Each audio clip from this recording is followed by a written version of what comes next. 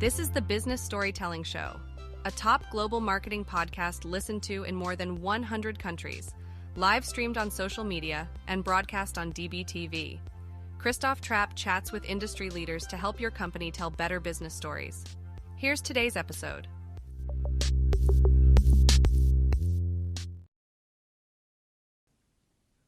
Hey, business storytellers. Let's talk about influencer compensation. So first of all, what is that? Influencer compensation means when a brand works with an influencer and they pay them. And there's a number of different ways that you can look at that. Some brands think when they give you a freebie product, that's payment. Oh my goodness, we should just love getting the product in our hands, and that will feed our children for the next week. You can tell I'm a little bit facetious about that already, but some brands indeed think that is influencer compensation. The next level up is some kind of affiliate partnership, right? Performance driven. And I'm not totally opposed to that. If you go on christophtrapp.com, I certainly have a lot of affiliate links on there, right? But they're just kind of baked into content that I'm already writing. So it's different. The influencer compensation happens because people click on those links and then at some point make a purchase. And depending on what their policies are, the cookies might last longer. So when you go to Amazon, it's only 24 hours, right? And I have to be the last click, the last influencer, for example. Other sites, might be 30 days, might be whatever. I mean, it's all over the place. But when I do an article and I'm already talking about this topic, I don't mind putting in an affiliate link, because whether I have an affiliate link or not, I'm going to do that article. I might not link to that specific company just because they didn't give me an affiliate link, but that's okay. For that kind of influencer compensation, that works for me, and I think that's fine. Even if I'm, there's a little bit of, it's a little unfairness going on that only the last touch gets paid, right? So if let's say I drive somebody to somebody's website, now they know about the company, now they leave, now at some point they see a social post, and then they might come back and search for the company. And because my cookie has expired, I don't get the commission because it's been a while. So from that perspective, it's not totally fair, honestly, because you need multiple touch points on B2B and B2C, honestly. So at the end of the day, not totally fair, but I guess it's okay in that model, even though I think brands should handle their influencer compensation maybe a little bit differently, but who knows? Maybe that's just too difficult in the current way of tracking clicks and tracking the customer journey.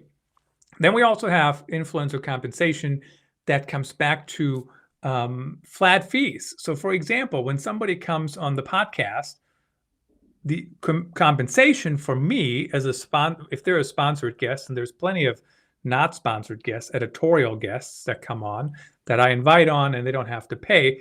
But, some people, they want to talk about something specific. They reach out to me. That fee is currently $299. It's pretty cheap if you think about it. But that's the flat fee. There's no guarantees that people buy their product. There's nothing, right? I mean, I still usually put the QR code up. So that's mine to just listen to more episodes. But I do put up their link, right?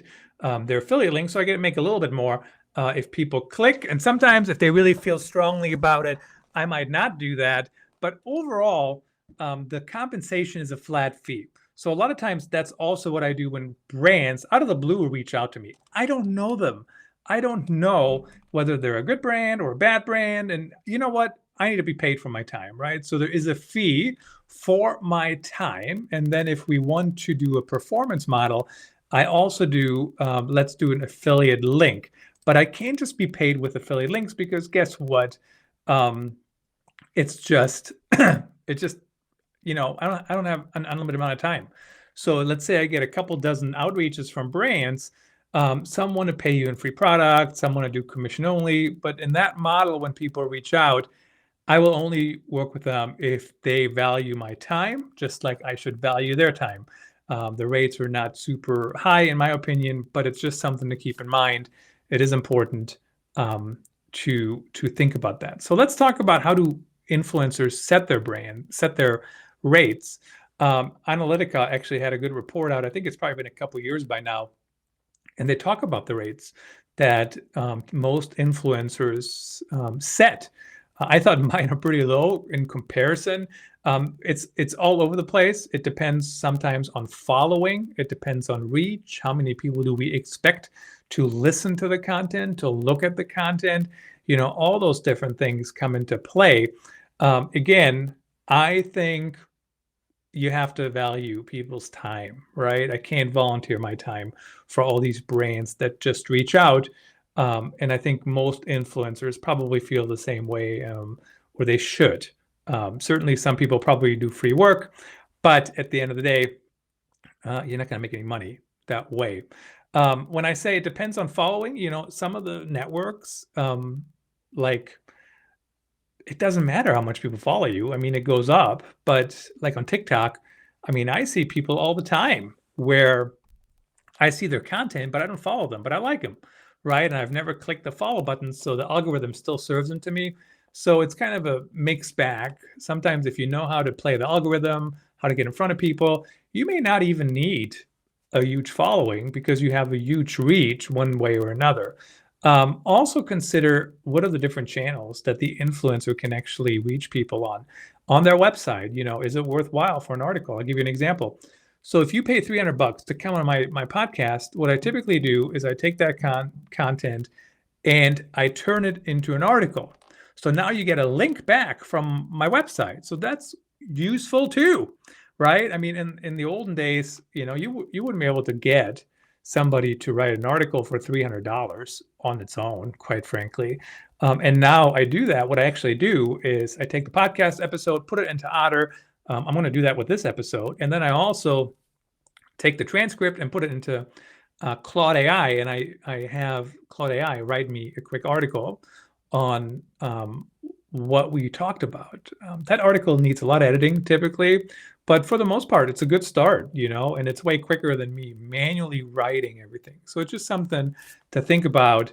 Again, I value my time, and I certainly also value my expertise. And so I'm trying to kind of maneuver those two things and come up with a fair rate, especially in a market where where some influencers do stuff for free and just product. $300 will sound like a lot to some brands, but honestly, if you don't want to put your money where your mouth is, why would I put my time where your mouth is, I guess?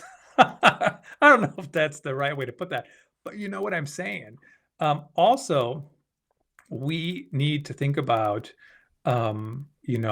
taxes. Influencers need to think about that. So set up an LLC, and then you still have to pay taxes on that after the fact.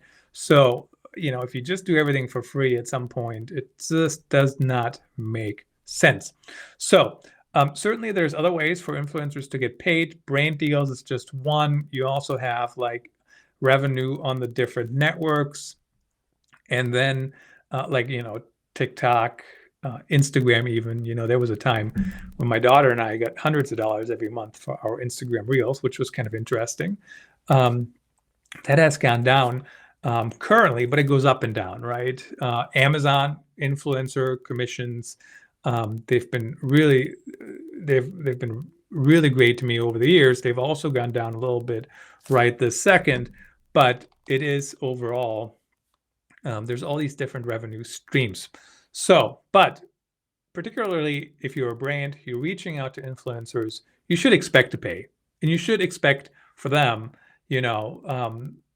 to expect payment pretty quickly. And I'll give you another reason on that is I've worked for companies, certainly, like huge deals. Let's say you got a $500,000 deal on whatever it is, a website build or content strategy or whatever. And I get it. If it's a $500,000 deal, like, yes, there will be sales calls. Yes, there will be presentations. Yes, there will be, maybe an on-site. Who knows? Now you can do way more things online, but maybe you will have those things. I get it for $500,000.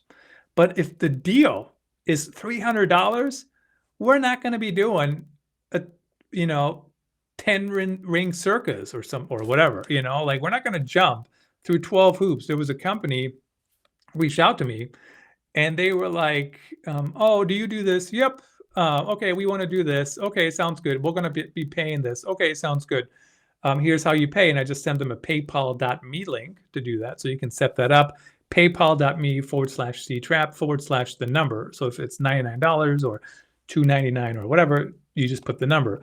And even when you book my sponsored podcast, it's just hooked up through Calendly. So you can book and pay at the same time.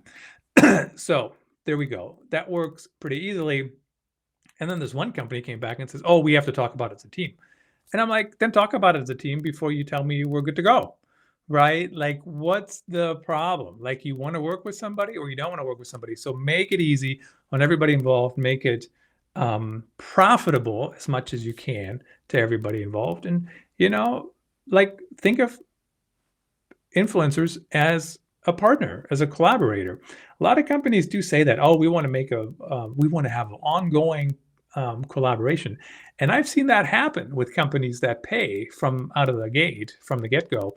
But I've also seen when companies, when they say that and then they want to do a test run, there's no time for test runs. We're not doing test runs. Influencer compensation means you're paying the influencer for the test run. You can test them, but then you just don't do another program with them, another project with them when the time comes to make another decision. But you do have to pay, right? You don't get to go and say, hey, American Airlines, I want to fly to Europe, and I don't know if you're better than Delta. Let me do a test run.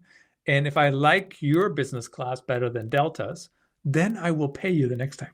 Total nonsense, right? Like nobody else would think that's acceptable. So let's be a team. Let's work together. Make sure you create that relationship and you have the right kind of influencer compensation structure. I'm Christoph Trapp.